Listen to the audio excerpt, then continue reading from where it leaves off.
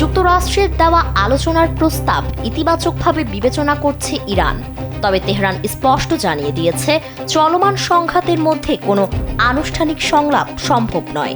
ইরানের প্রধান শর্ত তিনটি: প্রথমে যুদ্ধবিরতি, এরপর নিরাপত্তার নিশ্চয়তা এবং তারপরই পারমাণবিক কর্মসূচি সহ অন্যান্য গুরুত্বপূর্ণ ইস্যুতে আলোচনা।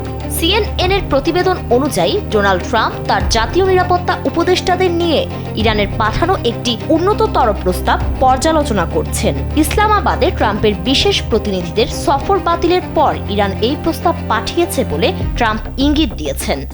দেশের মানুষকে প্রতিদিন সুরক্ষিত রাখার প্রত্যয় নিয়ে এলো সেফ রাউন্ড সুইচ, যা সংঘাত নিরসনে নতুন পরিস্থিতি তৈরি করেছে।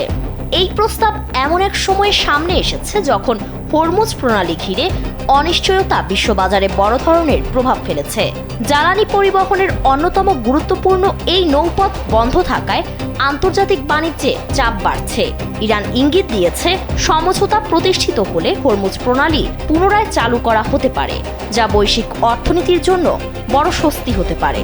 ইরানের পররাষ্ট্রমন্ত্রী আব্বাস আরাগচি রাশিয়া সফরে গিয়ে প্রেসিডেন্ট ভ্লাদিমির পুতিনের সঙ্গে বৈঠক করেছেন।